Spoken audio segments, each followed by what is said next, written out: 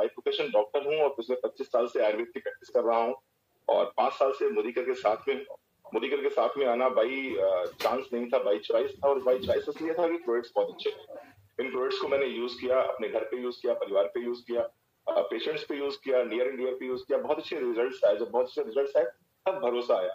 एक डॉक्टर का ईगो बहुत बड़ा होता है, एक डॉक्टर के लिए आसान नहीं होता है साबुन तेल मंजन का काम करना, लेकिन जब प्रोडक्ट्स अच्छे लगे और वेलनेस से एंट्री करी तो चूंकि हमें अपने पेशेंट को हर हालत में सही करना होता है, हम अपना एड़ी चोटी का जोर लगा देते हैं अपने पेशेंट को ठीक करने के लिए।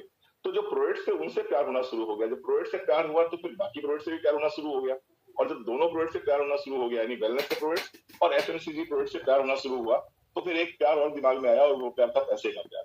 और मोदीकर स्टार्ट किया, अच्छे से स्टार्ट किया, दिल लगा के काम किया, दिन रात एक करके काम किया, नो डाउट सीख के काम किया, समझ के काम किया। और आज की तारीख में दीदी के आशीर्वाद से, समीर मोदी जी के आशीर्वाद से और पूरे मैनेजमेंट के, पूरी टीम के माध्यम से आज ग्लोबल ब्लैक डायमंड डायरेक्टर हूँ मैं। इससे पहले जो मेरा सेशन था उसमें मैं क्राउन डायमंड डायरेक्टर हुआ करता था और एक अच्छी इनकम पे हूँ, एक अच्छी लग्जरी गाड़ी चला रहा हूँ, लग्जरी बंगले में रह रहा हूँ, सब कुछ हो रहा है। लेकिन इन सबके पीछे रीजन क्या है? इन सबके पीछे अगर रीजन है तो वो दो चीजें, एक तो मोदी के प्रोडक्ट्स और दूसरा निश्चित रूप से जो सिस्टम है, जो मैनेजमेंट है, जिससे जो मैं सिखाता है कि ऐसे करिए, ऐसे करिए, ऐसे करिए, हम इन दोनों चीजों को फॉलो करते हैं। प्रोडक्ट्स की जो क्षमता है उनको सही रूप में लोगों तक लेके जाते हैं और उसके कारण से आज मैं यहाँ। आज का मेरा जो सेशन है वो प्रोडक्ट बेस्ड ट्रेनिंग का नहीं है, आज का जो मेरा सेशन है वो डिजीज बेस्ड ट्रेनिंग का है। तो मैं सीधे चलता हूँ अपनी ट्रेनिंग पे, आपका ज्यादा समय ना लेते हुए। तो उसके लिए मैं पीपीटी शेयर करने जा रहा हूँ और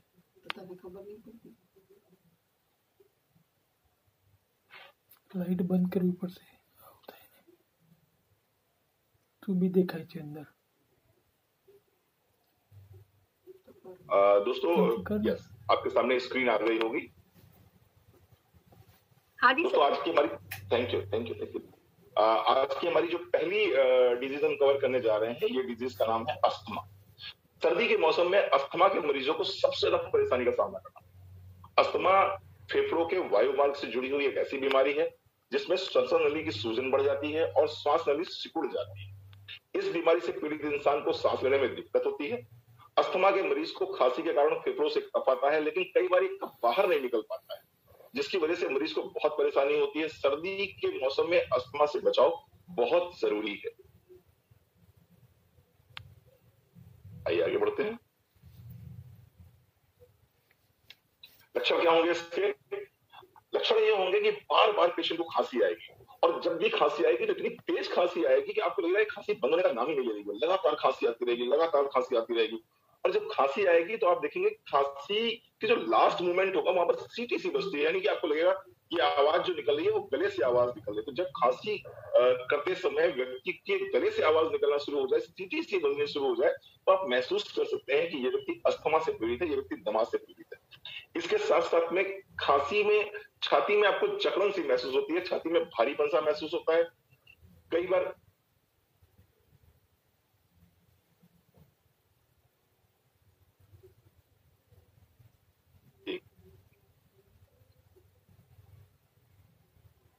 दीदी शायद मैं दूसरे वाले नंबर से मीटिंग से लीव हो गया हूँ। मीटिंग में दिख तो रहे हैं, दोनों से है सर।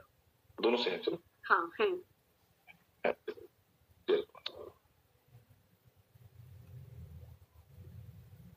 जी आपको जलन महसूस होगी। इसके साथ साथ क्या होता है कि कई बार आप काम नहीं करेंगे, जैसे कई बार होता है कि हम काम कर रहे हैं, हम वर्किंग में हैं, तो उस समय सांस फूलती है, ओके इट्स ओके। लेकिन कई बार क्या होता है कि काम नहीं कर रहे हैं तो फिर भी हमारी सांस फूल रही है, तो ये लक्षण जो है ये अस्थमा के लक्षण होते हैं।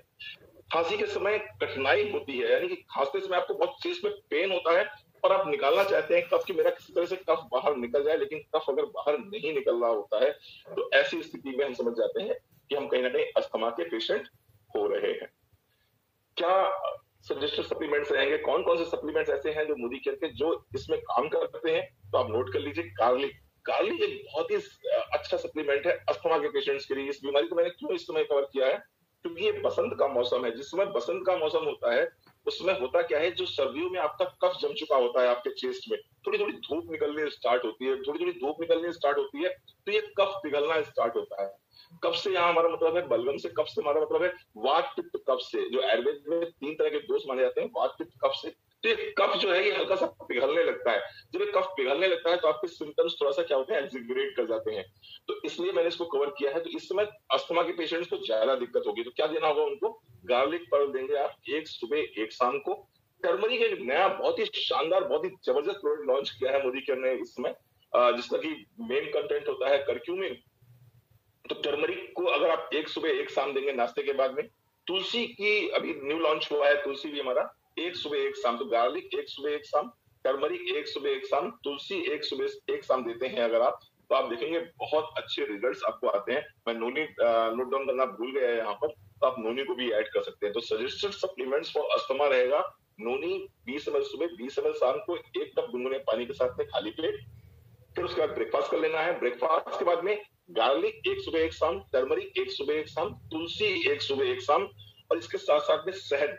शहद बहुत ही अच्छा प्रोडक्ट माना जाता है कफ के दोषों को रिमूव करने के लिए, कि जो हमारे वातपित्त कफ में कफ दोष होते हैं, कफ दोष को हटाने के लिए गुड़ और शहद, ये दो चीजें बिल्कुल रामबाण की तरह मानी जाती हैं। तो शहद का बहुत अच्छा प्रयोग करना है आपको। आगे बढ़ते हैं। होम रेमेडीज की बात मैं करूं तो बहुत छोटी छोटी मैंने होम रेमेडीज बताई हैं। अगर आप अपने मोदी केयर के जो सप्लीमेंट्स है, उन सप्लीमेंट्स के साथ साथ में इन होम रेमेडीज को फॉलो करेंगे तो आप देखेंगे बहुत शानदार आपको रिजल्ट्स मिलने स्टार्ट हो गए। तो इसमें करना क्या है,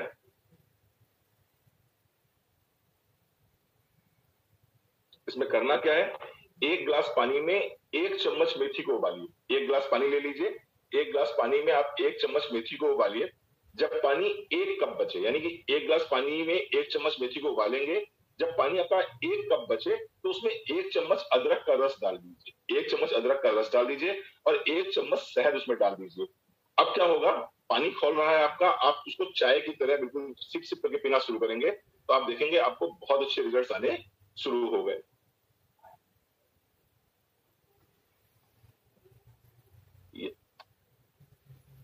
यस, उसमें आप बहुत अच्छे रिजल्ट आएंगे। इसके साथ साथ मैं दूसरी होम रेमेडीज बता दूंगा आपको।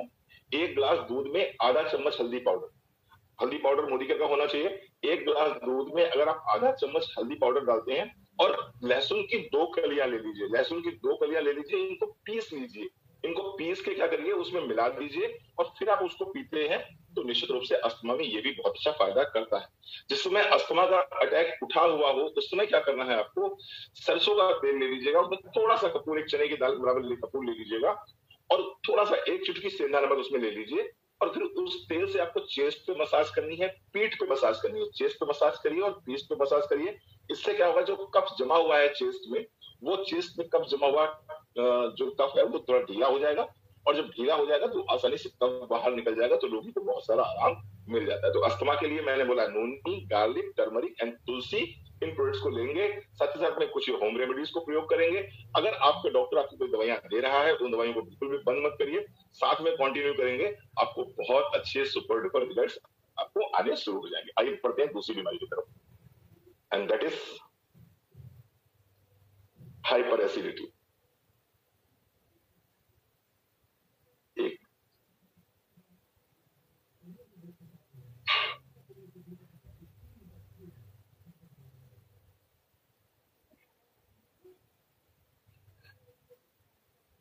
हाइपर एसिडिटी, हाइपर एसिडिटी का मतलब क्या हो गया आपका,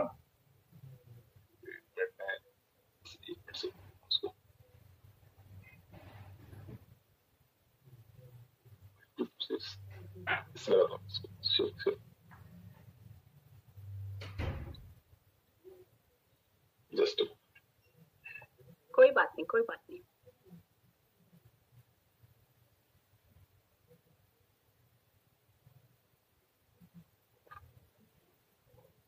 हाइपर एसिडिटी, दोस्तों हाइपर एसिडिटी यानी कि आयुर्वेद में हाइपर एसिडिटी को अम्ल पित्त कहा गया है। हाइपर एसिडिटी को अम्ल पित्त कहा गया है। सामान्य भाषा में इसे पित्त का बनना भी कहते हैं। हमारे शरीर में जब भी वात, पित्त और कफ, ये तीनों दोष असंतुलित हो जाते हैं तो एसिडिटी होने लगती है। ये एक पित्त दोष है, इसके बढ़ने से रोगी को सीने में जलन तथा डकारें आती हैं। आइए आगे बढ़ते हैं। कॉजेज ऑफ एसिडिटी की तरफ जाते हैं। क्यों होती है हाइपर एसिडिटी? अत्यधिक मिर्च, मसालेदार और तेलीय भोजन को करते हैं तो हाइपर एसिडिटी हो जाती है। इसके साथ साथ में अगर आपने कोई भोजन किया हुआ है और भोजन वो पचा नहीं और आप दोबारा भोजन करना स्टार्ट कर देते हैं तो भी आपको हाइपर एसिडिटी के पेशेंट आप हो सकते हैं। इसके साथ साथ में प्रॉपर तरीके से आपको नींद नहीं आ रही है तो फिर अम्ल पित्त बढ़ जाता है। अगर कोई व्यक्ति ज्यादा से ज्यादा पेन किलर लेता है तो भी यहाँ पर एसिड बनने की संभावना बहुत ज्यादा बढ़ जाती है। इसके साथ साथ में कुछ चीजों का सेवन अगर आप अधिक मात्रा में करते हैं तो आप हाइपर एसिडिटी के पेशेंट हो सकते हैं, जैसे कि नमक है, शराब है, कैफीन है, धूम्रपान है, इससे एसिड बहुत बढ़ता है। और इसके साथ साथ में यदि आप तनाव बहुत ज्यादा लेते हैं तो फिर एसिड बढ़ जाता है। साथियों, कहना ये चाहूंगा कि यद्यपि ये एसिड देखने में बहुत छोटी सी बीमारी है, आप दिन भर टीवी पे ऐड देखा करते हैं, आपको लगता है एसिड हो गया है, आपने कोई भी एंटासिड ले लिया और लगा कि खत्म हो गया, लेकिन ये एंटासिड लेने के पहली बात तो बहुत सारे साइड इफेक्ट्स होते हैं। तो क्योंकि अगर एंटासिड आप लगातार ले रहे हैं तो बहुत सारे साइड इफेक्ट आपको दिखाई पड़ेंगे कुछ दिनों बाद में, जैसे कि आपकी बॉडी में मिनरल्स का एब्जॉर्प्शन कम हो जाता है। अगर आप लगातार एंटासिड ले रहे हैं तो आलस्य का बहना लाजमी है आपकी बॉडी में, हीमोग्लोबिन आपकी बॉडी में कम होना स्टार्ट हो जाता है। इसके साथ साथ में अगर हम बात करें कि एसिडिटी के सिम्टम्स क्या होंगे, तो सिम्टम्स की बात करें तो सिम्टम्स में सीने में आपको जलन महसूस होगी, जो भोजन करने के कुछ देर बाद तक भी बनी रह सकती है। इसके साथ साथ में खट्टी डकार आएगी आपको, और कई बार डकारों के साथ में खाना भी गले तक आ जाता है। जब डकार आती है तो लगता है पूरा खाना गले तक आ गया है। जी मिसलाहट होगी, उल्टी महसूस होगी आपको, कई बार सिर में चक्कर भी आपको आना शुरू हो जाएगा, सिर में दर्द भी रहेगा, पेट दर्द भी रहेगा, बेचैनी महसूस करेगी, हिचकी से आएगी, पेट फूलता रहेगा, पेट में भारीपन रहेगा। कई बार तो क्या होता है, इसी हाइपर एसिडिटी की वजह से आपको चेस्ट में पेन शुरू हो जाता है और आपको लगता है हार्ट में कोई प्रॉब्लम हो रही है क्या, रिफ्लेक्स आने शुरू हो जाते हैं, बार बार ऐसा लगेगा जैसे गले तक पूरा खट्टा खट्टा सा पानी आ गया, पूरे मुंह में खट्टा खट्टा सा पानी आ गया। तो इस तरह के आपको सिम्टम्स महसूस होंगे इसके। हाइपर एसिडिटी के केस में सजेस्टेड सप्लीमेंट्स जो है मोदी केयर देता है वो है एलोवेरा। एलोवेरा लेना है आपको 30 ml सुबह, 30 ml शाम को, 1 कप गुनगुने पानी के साथ में लेना है। इसके साथ में आपको लेना है डिटॉक्स, 1 टैबलेट सुबह, 1 टैबलेट शाम को, ये एलोवेरा के साथ ही ले ली जाएगी। ये करेगा क्या, ये आपके जो आंतों में जमा हुआ टॉक्सिन्स है उस सारे के सारे टॉक्सिन्स को शरीर से बाहर निकालेगा। इसके साथ साथ में डिटॉक्स और एलोवेरा ये क्या करते हैं, जो आपका पित्त बढ़ जाता है, जो पेट में आपका पित्त बढ़ जाता है, उस बढ़े हुए पित्त को ये संतुलन में लेके आ जाते हैं। इसके साथ साथ में आप ब्रेकफास्ट करने के बाद में पुदीना तुलसी की 1 गोली ले सकते हैं और अमृत शक्ति की 1 गोली ले सकते हैं, ये मॉर्निंग में ले सकते हैं। अगर इसको आप लगातार कंटिन्यू करेंगे तो आप देखेंगे आपकी जो एसिडिटी बरसों से चली आ रही है, 20 साल से 25 साल से आपको एसिडिटी चली आ रही है, ये 20-25 साल की एसिडिटी आपकी खत्म हो जाएगी। आपको करना क्या पड़ेगा, एलोवेरा 30 ml सुबह शाम, डिटॉक्स की 1 गोली सुबह, 1 गोली शाम को, पुदीना तुलसी और अमृत शक्ति दोनों से 1 गोली लेते हैं आप, तो ये आपको रिलीफ मिला, यहाँ से स्टार्ट हो जाएगा। अगर मैं बात करूं होम रेमेडीज की, तो 1 गिलास पानी में 1 चम्मच सौंफ डालकर उबाल लीजिए। जब पानी आधा बचे तो ठंडा करके छान के पी लीजिए। सौंफ का पानी आप अगर पीते हैं लगातार, दिन में 2 बार सौंफ का पानी पीते हैं, बाकी जो मैंने आपको सजेस्टेड सप्लीमेंट्स बताए हैं उनके साथ साथ में, तो आप देखेंगे हाइपर एसिडिटी प्रॉब्लम से आपको बहुत जल्दी आराम मिलना शुरू हो जाएगा। नारियल पानी बहुत रिलीफ देता है, तो जहां कहीं भी आपको नारियल पानी दिखाई पड़े और आप एसिडिटी के पेशेंट हैं और आप मूव कर रहे हैं, जहां कहीं भी नारियल पानी दिखाई पड़े वहां नारियल पानी को जरूर यूज कीजिएगा, क्योंकि ये बहुत हेल्प करता है एसिडिटी को रिलीव करने में। एक और घरेलू उपाय है, बहुत ज्यादा एसिडिटी बन रही है, आपके पास कुछ भी नहीं है उस समय और आपको लग रहा है कि कैसे रिलीव करें एसिडिटी से, कैसे रिलीव पाए एसिडिटी से, तो आप एक कप दूध ले लीजिए, 1 गिलास दूध ले लीजिए, उसमें बर्फ का 1 टुकड़ा डाल लीजिए। दूध में बर्फ डालकर पीने से भी कई बार एसिडिटी में बहुत जल्दी आराम मिल जाता है, तो ये करिए, इससे आपको बहुत रिलीफ मिलेगी। मैं कहना ये चाहूंगा कि ये बीमारी दिखने में बहुत छोटी जरूर नजर आ रही है, लेकिन बीमारी छोटी है नहीं, और लगभग आज की तारीख में 60 से 70% लोग हाइपर एसिडिटी से परेशान हैं। ये पहले आपको पेट से संबंधित रहती है और धीरे धीरे यही ब्लड एसिडिटी बन जाती है, और ब्लड एसिडिटी बनने के बाद में तमाम तरह की बीमारियां इसी एसिडिटी की वजह से पैदा हो जाती हैं, और उनमें से एक बड़ी बीमारी का नाम है कैंसर। यानी कि कैंसर ऐसी बीमारियों का भी अगर जन्म देखा जाए तो कहीं ना कहीं वो जो बेसिक लेवल पे होगा वो एसिडिटी से होगा। तो ऐसी स्थिति में अपने आप को मत लेके जाइए। बेहतर है कि अगर एसिडिटी बनना स्टार्ट है तो पहले तो परहेज कीजिए, पहले तो आपको मिर्च मसालेदार खाने से बचना है, आपको तनाव से बहुत ज्यादा बचना है, आपको साथ ही साथ में जो अनहेल्दी लाइफस्टाइल आप जी रहे हैं उससे बचना है। मैंने बताया धूम्रपान से या अल्कोहल से या कैफीन से, इनसे बचना है आपको। लेकिन उसके साथ साथ भी हमने कहा कि आपको ये सजेस्टेड सप्लीमेंट्स और होम रेमेडीज, इनको यूज करिए जीवन में, तो निश्चित रूप से आपको लाभ मिलेगा। आइए आगे बढ़ते हैं, एक्ने पिंपल्स की बात करते हैं। एक्ने पिंपल्स, जब हमारे शरीर में पित्त और कफ दोष असंतुलित हो जाते हैं, जब हमारे शरीर में पित्त और कफ दोष असंतुलित हो जाते हैं, जैसे कि मैंने बताया आयुर्वेद में 3 तरह के दोष होते हैं, वात, पित्त और कफ। यहाँ पर जब पित्त और कफ दोष असंतुलित हो जाते हैं तो हमारी सीबेसियस ग्लैंड में रुकावट आ जाती है, जिसके कारण त्वचा में उपस्थित रोम छिद्र बंद हो जाते हैं और त्वचा से निकलने वाला सीबम पोर्स में इकट्ठा हो जाता है, जिसकी वजह से त्वचा में गोल आकार के छोटे छोटे दाने हो जाते हैं, जो कि आपको दिखाई पड़ रहे होंगे स्क्रीन पे। इनको हम एक्ने पिंपल्स कहते हैं। सभी लोग जानते हैं एक्ने पिंपल्स क्या कहते हैं। कॉजेस क्या होते हैं एक्ने पिंपल्स के? तो इसके कॉजेस होते हैं अनहेल्दी डाइट, यानी कि अगर आपकी डाइट अच्छी नहीं है तो एक बहुत बड़ा कारण है। हेरिडिटरी भी हो सकता है, इसके साथ साथ में इन्फेक्शियस, कई बार बैक्टीरियल इन्फेक्शन की वजह से भी हो जाता है, कई बार मेंटल स्ट्रेस की वजह से एक्ने पिंपल्स आ जाते हैं। हार्मोन्स, चूंकि 14 वर्ष से ऊपर और 21 साल के अंदर लगभग आपके हार्मोन्स इम्बैलेंस रहते हैं, आपकी बॉडी में तमाम तरह के चेंजेस आ रहे होते हैं, तो हार्मोनल इम्बैलेंस की वजह से भी एक्ने पिंपल्स आ जाते हैं। एक चीज और बता दूं आपको, कॉन्ट्रासेप्टिव पिल्स जो लोग ले रहे हैं उनकी वजह से भी हार्मोनल चेंजेस आते हैं बॉडी पर, उनकी वजह से भी कई बार एक्ने पिंपल्स हो जाते हैं। अगर शरीर में पानी की मात्रा पर्याप्त नहीं है तो डिहाइड्रेशन की वजह से एक्ने पिंपल्स हो जाते हैं।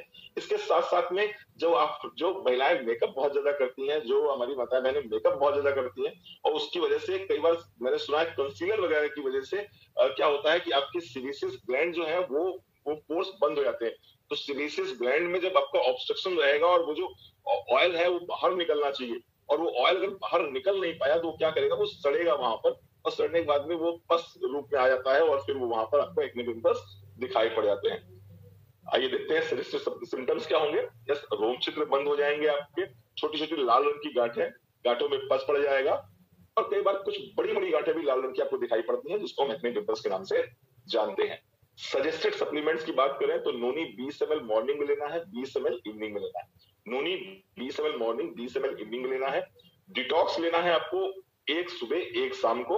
इसके साथ साथ में टर्मरिक लॉन्च हो गया। ये प्रोडक्ट दीदी बहुत ही शानदार प्रोडक्ट लॉन्च हुआ है और बहुत बहुत बहुत बीमारियों में काम करता है। इवन तक अगर मैं संहिताओं की बात करूं, चरक संहिता की बात करूं, सुश्रुत संहिता की बात करूं, तो उन्होंने क्या किया है, उन्होंने करीबन जो बड़ी बीमारियां हैं उन बड़ी बीमारियों से संबंधित 10-10 औषधियों के नाम लिख के दिए हुए हैं कि मान लीजिए ये पाचन तंत्र की बीमारी है तो इसके लिए 10 औषधि, ये रेस्पिरेटरी ट्रैक्ट की बीमारी है तो इसके लिए 10 औषधि, ये मान लीजिए आपके बोन एंड जॉइंट से डिजीज है तो इसके लिए 10 औषधि। तो उन जो 10 औषधियां उन्होंने लिखी हैं उनमें से जो हल्दी है वो 5-6 कैटेगरीज में उन 10 में से एक आजमानी जाती है, यानी 10 में से एक स्थान हल्दी ले लेती है 5-6 कैटेगरीज में। तो ये टर्मरिक ये प्रोडक्ट लॉन्च हुआ है, ये भी हमारा हॉट सेलिंग ब्रांड बनने वाला है बहुत जल्दी, और आपका आदेश होगा तो जरूर कभी ट्रेनिंग करेंगे इस विषय पे। तो हमें टर्मरिक मिलेगा, एक लेनी है सुबह और एक लेनी शाम को। इसके साथ साथ में रोजमेरी फेस पैक हफ्ते में 2 बार लगाना है, 2 बूंद टी ट्री ऑयल डाल दीजिए आप रोजमेरी फेस पैक पे, तो आप ये कर सकते हैं। और फेयरनेस जेल जो हमारे पास में है, जो गुलाबी रंग का आता है, उसको आप लगाइए। तो नोनी 20 ml सुबह शाम, डिटॉक्स की एक सुबह शाम, टर्मरिक एक सुबह शाम, rosemary face pack with tea tree oil और फेयरनेस जेल अगर हम यूज करते हैं तो आप देखेंगे बहुत स्ट्रॉन्ग, बहुत अच्छे आपको रिजल्ट्स मिलेंगे एक्ने और पिंपल्स में। बेसिक जो समस्या है एक्ने पिंपल्स की वो एक तो उम्र के साथ में होती है, जो कि नेचुरल है, 14 वर्ष से 21 वर्ष के बीच में जनरली ऐसा देखा जाता है, नेचुरल है, और कई बार ये हेरिडिटरी भी होती है। लेकिन मैं ये कहना चाहूंगा कि इसका जो मुख्य रीजन है वो रीजन है अनहेल्दी लाइफस्टाइल। अनहेल्दी लाइफस्टाइल अगर रहेगी, आपके पेट में खाना पचेगा नहीं, खाना सड़ेगा तो टॉक्सिन्स बनेंगे, और ये टॉक्सिन्स जो है शरीर से बाहर निकलने का रास्ता ढूंढते हैं और कहीं ना कहीं एक्ने पिंपल्स के रूप में आपके चेहरे पे दिखाई पड़ते हैं। तो अगर आप चाहते हैं कि आपकी स्किन नीट एंड क्लीन बनी रहे, आपकी स्किन पे किसी तरह के एक्ने पिंपल्स ना हो, तो अपनी अनहेल्दी लाइफस्टाइल को सही करिए, टाइम पे सोना स्टार्ट कीजिए, टाइम पे उठिए, टाइम पे सोइए, और साथ ही साथ में अपनी लाइफस्टाइल को बेहतर करिए। अनहेल्दी फूडिंग की तरफ से बाहर निकल के आइए, जंक फूड से जितना बाहर निकल जाएंगे, स्ट्रेस से जितना बाहर निकल जाएंगे, रात में 2-2, 3-3 बजे तक बच्चे व्हाट्सएप पे लगे रहते हैं, फेसबुक पे लगे रहते हैं, अगर उससे बाहर निकल जाएंगे तो निश्चित रूप से इस तरह की समस्याओं से आप बहुत जल्दी बाहर निकल सकते हैं। प्रिवेंशन की बात मैं करूं तो अवॉइड मिल्क प्रोडक्ट की वजह से, क्योंकि कई बार क्या होता है कि कुछ जानवरों का दूध, अगर जैसे भैंस और गाय है, जनरली इन्हीं का दूध हम लोग प्रयोग करते हैं, तो इनकी वजह से भी कई बार हार्मोनल चेंजेस आते हैं। तो अवॉइड मिल्क प्रोडक्ट, अगर आप इस स्टेज में हो जिस स्टेज में एक्ने पिंपल्स आपको हो रहे हैं, तो मिल्क प्रोडक्ट को अवॉइड कर सकते हैं। नॉनवेज अवॉइड करिए। नॉनवेज क्यों अवॉइड करिए? क्योंकि नॉनवेज की वजह से हो सकता है डाइजेशन प्रॉपर ना हो, डाइजेशन प्रॉपर नहीं होगा तो कहीं ना कहीं लोड लीवर पे पड़ेगा, और लीवर पे पड़ने के बाद में फिर वहां से हमारी रक्त धातु गड़बड़ होगी, रक्त धातु गड़बड़ होगी तो फिर एक्ने पिंपल्स आएंगे, वो आयुर्वेद का विषय है। और चीनी को अवॉइड करिए। तो आप क्या करें, आप भारी आहार को अवॉइड करिए, यहाँ पर मिल्क प्रोडक्ट को अवॉइड करिए और शुगर को अवॉइड करिए निश्चित रूप से। इसके बाद में दीदी अब मैं बहुत बड़ी डिजीज को कवर करने जा रहा हूँ, और लगभग आज की तारीख में हर व्यक्ति जीवन काल में कभी ना कभी इस डिजीज से उसका सामना होता ही होता है। और अगर हम देखते हैं समाज में तो हर तीसरा व्यक्ति, हो सकता है बहुत बड़े स्तर पे ना हो लेकिन हल्के फुल्के स्तर पे कहीं ना कहीं इस बीमारी से वो जूझ रहा होता है। थोड़ी मात्रा में तनाव होना हमारे जीवन का एक हिस्सा होता है और ये अच्छा भी है, जिससे कि हम अपने कार्य को करते समय उत्साहित, अत्यधिक लापरवाह ना हो जाए। अगर थोड़ा सा भी तनाव नहीं लेंगे, थोड़ा सा भी प्रेशर नहीं आएगा दिमाग में, तो हम फिर किसी कार्य को बहुत संजीदा होकर नहीं करेंगे, बहुत सीरियस होकर नहीं करेंगे। तो थोड़ा बहुत तनाव तो होना बहुत जरूरी है अपने कार्य को परफेक्शन देने के लिए, लेकिन अगर ये तनाव अत्यधिक और अनियंत्रित हो जाता है तो ये हमारे मस्तिष्क और शरीर पर नकारात्मक प्रभाव डालता है और ये कब अवसाद में बदल जाता है ये हमें पता भी नहीं चलता है। कॉजेज ऑफ डिप्रेशन की बात करें तो क्या वो कारण है जिसकी वजह से डिप्रेशन होता है? तो जीवन में कोई बड़ा परिवर्तन आ जाए, जैसे कोई दुर्घटना जीवन में आ जाए, कोई जीवन में बड़ा संघर्ष आपके सामने एकदम से खड़ा हो जाए, किसी पारिवारिक सदस्य या प्रिय को आप खो देते हैं तब भी इस तरह समस्या आ जाती है, या फाइनेंशियल इश्यू कोई आ गया, फाइनेंशियल दिक्कत कोई आ गई, तो ये भी सब बहुत बड़ा मुख्य कारण है जिसकी वजह से इंसान तनाव में रहता है। तो ये भी कुछ रीजंस होते हैं। इसके साथ साथ में आपकी बॉडी में जो हार्मोनल चेंजेस आते हैं उसकी वजह से भी कई बार जाने अनजाने हम डिप्रेशन में चले जाते हैं। जैसे ही 45 से लेकर 50 ईयर्स की एज हुई और मालूम पड़ा मेंसेस साइकिल क्लोज होने स्टार्ट हो गए, आप मेनोपॉजल स्टेज में आ गए और मालूम पड़ा आप बेमतलब में स्ट्रेस में आ गए, समझ में नहीं आ रहा रीजन क्या है, लेकिन फिर भी आप स्ट्रेस में हैं। इसके साथ साथ में अगर डिलीवरी हुई है, कई बार लोग डिलीवरी के बाद डिप्रेशन में आ जाते हैं। अचानक ही समझ में नहीं आता कि क्यों आदमी डिप्रेशन में आ गया। डिलीवरी हुई, हार्मोनल इंबैलेंस हुआ बॉडी में और मालूम पड़ा डिप्रेशन में आ गए। कई बार थायराइड के पेशेंट्स में बहुत ज्यादा डिप्रेशन के केसेस देखे जाते हैं। थायराइड में भी अगेन सेम हार्मोनल इंबैलेंस होता है और इस तरह की दिक्कत हो जाती है। इसके साथ साथ हमारे ब्रेन में न्यूरोट्रांसमीटर्स होते हैं। अब ये न्यूरोट्रांसमीटर्स क्या करते हैं? ये सेरोटोनिन बनाते हैं, ये डोपामिन बनाते हैं, ये नॉर एपिनेफ्रिन बनाते नामक केमिकल को रिलीज करते हैं। अब ये नॉर एपिनेफ्रिन नामक केमिकल जो रिलीज होते हैं ये करते क्या है? ये आपको आनंद देते हैं, आपको खुशी देते हैं। डोपामिन हुए, सेरोटोनिन हुए, नॉर एपिनेफ्रिन हुए, या फिर खुशी देते हैं। लेकिन जब कभी क्या होता है इनमें बैलेंसिंग बिगड़ जाती है। ये मतलब नियमित मात्रा में होने चाहिए, संतुलन में होने चाहिए, लेकिन जब कभी ये असंतुलित हो जाते हैं तो फिर आप डिप्रेशन में आ जाते हो। तो ये कुछ रीजन है डिप्रेशन में आने के।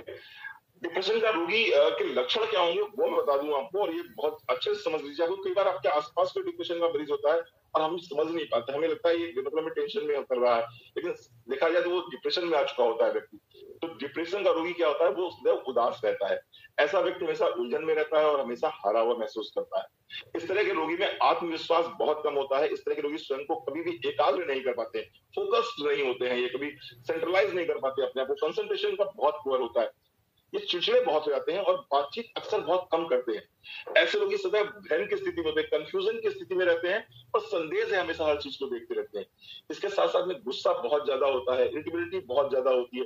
किसी काम को स्टार्ट करेंगे बहुत जल्दी छोड़ देंगे। बस मान लो मोदी के लिए स्टार्ट किया, 4 से 10 लोगों से मिले और 10 लोगों ने अगर ना बोल दिया तो छोड़ दिया, तो ये कहीं ना कहीं आपको फिर डिप्रेसिव स्टेट की तरफ दिखाता है कि नहीं आप जो है हल्का फुल्का डिप्रेशन के स्टेट तो नहीं है कहीं।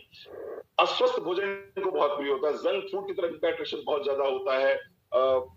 जो भी आपकी लाइफ स्टाइल है, जो अनहेल्दी लाइफ स्टाइल है, उसकी तरफ इनका इंटेंशन बहुत ज्यादा होता है। इसके साथ साथ में हमेशा बेचैन रहते हैं, हमेशा इनको बेचैनी महसूस होती है, तो बेचैनी इनको बहुत ज्यादा रहती है।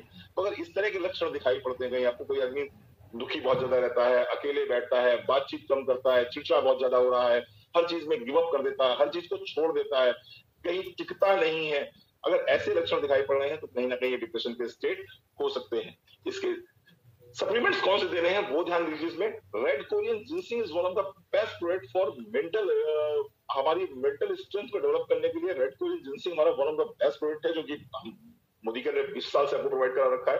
1 BD देना है आपको, एक सुबह एक शाम देना है। इसके साथ साथ में मोदी के ने 2 प्रोडक्ट और बहुत अच्छे लॉन्च कर दिए हैं, शानदार प्रोडक्ट लॉन्च कर दिए हैं स्ट्रेस के लिए, एंजाइटी के लिए, डिप्रेशन के लिए, मेंटल इलनेस के लिए, अलर्टनेस के लिए, यहाँ तक कि एपिलेप्सी के लिए भी आप इन प्रोडक्ट्स को यूज कर सकते हैं। तो रेड कोरियन जिंसिंग 1 BD देना है आपको, अश्वगंधा 1 BD देना है, ब्राह्मी देना है 1 BD, और इसके साथ साथ में नोनी तो हमारा किंग ऑफ ऑल प्रोडक्ट्स सही है, तो नोनी 20 ml सुबह शाम देना है, ब्राह्मी 1 सुबह शाम देना है, अश्वगंधा 1 सुबह शाम देना है, रेड कोरियन जिंसिंग आप 1 सुबह शाम देंगे तो आप देखेंगे डिप्रेशन ऐसी बीमारियों में बहुत अच्छे रिजल्ट आपको मिलने स्टार्ट हो जाएंगे। होम रेमेडीज की बात करें कि आपको डिप्रेशन में कौन सी होम रेमेडीज देनी है, तो मैं तो आपसे ये कहूंगा अपने आप को किसी ऐसे कार्य में व्यस्त कर लीजिए जहां पर खोने के लिए कुछ भी ना हो और पाने के लिए बहुत कुछ हो। अपने आप को ऐसी संगत में रखना जहां पर लोग आपका हाथ पकड़कर आपको हंस में ऊपर उठाने की कोशिश करें। खुद को ऐसे लोगों के संपर्क में रखना जो सदैव पॉजिटिव एटीट्यूड के साथ रहते हैं और हमेशा सकारात्मक बातें करते हैं। और अगर मैं 100 बात की एक बात कहूँ, और आप डिप्रेशन से बचना चाहते हैं तो मोदी केयर ज्वाइन कर लीजिए, और ऑलरेडी अगर मोदी केयर में ज्वाइन है तो अच्छे से मोदी केयर संग काम कीजिए। डिप्रेशन आसपास हमारे फड़कता नहीं, डिप्रेशन आसपास हमारे नजदीक भी नहीं आता। किसी अच्छे गुरु का हाथ पकड़ लीजिए, हम लोगों ने जैसे हाथ पकड़ रखा आदरणीय सुरेखा का, तो हम लोग डिप्रेशन में आ ही नहीं सकते, हर समय पॉजिटिव रहते हैं। तो ये हमारी होम रेमेडीज है। आगे बढ़ते हैं, last but not least piles की बात करेंगे। पाइल्स ये एक बहुत ही तकलीफदेह बीमारी है। करीब 60% लोगों ने जिंदगी में कभी ना कभी इस बीमारी का सामना जरूर किया होता है। ये 2 तरह की होती है पाइल्स, इसको हम हेमोरॉइड्स के नाम से भी जानते हैं। 2 तरह की पाइल्स होती है। पहली पाइल्स होती है खूनी बवासीर। खूनी बवासीर में किसी प्रकार की कोई पीड़ा नहीं होती, यहाँ पर कोई दर्द नहीं होगा किसी प्रकार का। इसमें मल त्याग करते समय खून आता है, इसमें गुदा के अंदर मस्से हो जाते हैं और मल त्याग करते समय खून मल के साथ थोड़ा थोड़ा टपकता है या पिचकारी के रूप में भी कई बार आने लगता है। तो ये बवासीर कैसी होती है, यहाँ पर आपको बहुत ज्यादा पेन तो नहीं होगा, लेकिन हाँ ये जरूर है यहाँ पर कि यहाँ पर ब्लड लॉस बहुत ज्यादा होता है। और ब्लड लॉस बहुत ज्यादा होने की वजह से क्या होता है, धीरे धीरे पेशेंट एनीमिक होने लगता है, धीरे धीरे पेशेंट कमजोर होने लगता है। तो ये एक प्रकार की बवासीर है। दूसरी बवासीर होती है बादी बवासीर। बादी बवासीर में पेट की समस्या बहुत अधिक रहती है, कब्ज बनती रहती है, गैस की समस्या बनी रहती है। इसमें ब्लीडिंग नहीं होती है, लेकिन इस तरह की बवासीर में दर्द बहुत ज्यादा होता है। इसमें जो मस्से हैं ये बहुत आसानी से बाहर देखे जा सकते हैं। खुजली और जलन आप महसूस करते हैं गुदादार पे। मल त्याग के समय और मल त्याग के बाद भी इसमें दर्द बना रहता है, जलन और खुजली बनी रहती है। चलने और उठने बैठने में बहुत तकलीफ होती है। अगर आप बैठ रहे हैं तो भी तकलीफ होगी, चलने फिरने में तकलीफ होती। ये वो बीमारियां हैं जिनकी लोग चर्चा नहीं करते, लेकिन सच्चाई ये है कि इन बीमारियों से जूझता हुआ व्यक्ति बहुत परेशान रहता है, बहुत दुखी रहता है। सिम्टम्स की बात करें तो सिम्टम्स क्या होंगे, गुदा के आसपास कठोर गांठ जैसी महसूस होती है, इसमें मस्से आते हैं, इसमें दर्द रहता है और खून भी आ सकता है। शौच के बाद भी पेट साफ न होने का एहसास बना रहता है। मल त्याग के समय जलन तथा लाल जो फ्रेश ब्लड होता है वो दिखाई पड़ेगा आपको। मल त्याग के समय अत्यधिक पीड़ा का अनुभव होता है। गुदा के आसपास खुजली, लालिमा व सूजन बनी रहती है। मल त्याग की इच्छा बनी रहती है लेकिन मल निकलता है। मल त्याग की इच्छा तो आपके अंदर रहेगी, बहुत बार बार आप मल त्याग करने के लिए जाएंगे कि मुझे मोशन हो जाएगा, मुझे मोशन हो जाएगा, लेकिन जब आप बैठेंगे तो वो मोशन होगा नहीं उस तरह से। और ये सिम्टम्स है पाइल्स के। अगर मैं ट्रीटमेंट की बात करूं तो एलोवेरा 30 ml सुबह, एलोवेरा 30 ml शाम को आप लेते हैं तो बहुत बढ़िया काम करता है। Aloe vera is one of the best choice for piles problem. Detox की एक गोली सुबह, एक गोली शाम लेनी पड़ेगी। क्यों लेनी पड़ेगी, कि अगर पेट साफ रहेगा और पेट की अग्नि अच्छी रहेगी तो आपको इस तरह की समस्याएं हो ही नहीं सकती, क्योंकि इस समस्या का मूल समस्या जो है, मूल समस्या होती है आपके पेट की मंदाग्नि, यानी आपके पेट की अग्नि का कम होना। तो अगर आप एलोवेरा लेते हैं, डिटॉक्स लेते हैं, तो ये क्या करते हैं, आपकी अग्नि को बढ़ा के रखते हैं, आपका डाइजेशन अच्छा रखते हैं, आपको कॉन्स्टिपेशन नहीं होने देंगे, कब्ज नहीं होने देंगे, जिस तरह की बीमारियां पनप ही नहीं पाएंगी। ब्लड लॉस बहुत ज्यादा होता है, इसलिए हम लोग स्पाइरुलिना बोलते हैं। स्पाइरुलिना एक सुबह एक शाम जरूर दीजिए इसमें। इसके साथ साथ में फेयरनेस जेल जो हम लोग चेहरे पे लगाते हैं, इस जेल को अगर आप लोकल एप्लीकेशन में यूज करेंगे तो बहुत अच्छे रिजल्ट आते हैं, क्योंकि इसके अंदर एलोवेरा बहुत अच्छी मात्रा में मिला हुआ है और एलोवेरा मस्सों को खत्म करने में या मस्सों को दबाने में बहुत अच्छी तरह काम करता है। तो लोकल एप्लीकेशन के लिए फेयरनेस जेल का भी यूज आप कर सकते हैं। तो ये हमारे सजेस्टेड सप्लीमेंट्स हो गए। अगर मैं होम रेमेडीज की बात करूं तो नारियल, आप सब लोग जानते होंगे, कोकोनट, नारियल की जटा को जलाकर राख बना लीजिए। नारियल की जो जटा होती है उसको जलाकर राख बना लीजिए। फिर इसको जब राख पूरी तरह बन जाए तो उसको छान लीजिए, छन्नी से छान लीजिए। जो फ्रेश राख दिखाई पड़ेगी आपको, छन्नी के नीचे वाली जो राख दिखाई पड़ेगी, उसमें से 3 ग्राम राख को उठाइए और छाछ होती है, छाछ जिसको बटर मिल्क बोलते हैं, उस छाछ के साथ में लगातार 3 दिन आपको सुबह शाम लेना है। और ये आपको क्या करना है, 3 दिन ले लिया आपने, फिर 4 दिन गैप कर दीजिए, फिर अगले हफ्ते 3 दिन ले लीजिए, फिर 4 दिन गैप कर दीजिए, फिर अगले हफ्ते 3 दिन ले लीजिए, फिर 4 दिन गैप, फिर अगले हफ्ते 3 दिन ले लीजिए। यानी कि महीने में आपको 12 दिन लेनी है, 4 हफ्ते तक लगातार लेनी है। सुबह शाम लीजिए इसको 3-3 ग्राम करके, 3 दिन हफ्ते में लेनी है। और अगर आप ऐसा करते हैं तो आप देखेंगे बवासीर में बहुत लाभ मिलेगा। एक काम और कर सकते हैं आप, 1 कप नींबू ले सकते हैं, 1 कप दूध ले सकते हैं और नींबू आधा काट लीजिए। जैसे दूध को मुंह के नजदीक लाइए, नींबू निचोड़ दीजिए और उसको पी जाइए दूध को। तो क्या होगा, वो जो दूध है वो पेट में जाके फटेगा जाकर, तो वहां पर भी पाइल्स में बहुत अच्छे तरह से आराम मिलता है। तो ये कुछ होम रेमेडीज है पाइल्स की। आज भी मैंने 5 बीमारियां कवर करी हैं और उम्मीद है लोगों की लाइफ में कुछ ना कुछ वैल्यू ऐड होगी। Thank you very much. बहुत बढ़िया।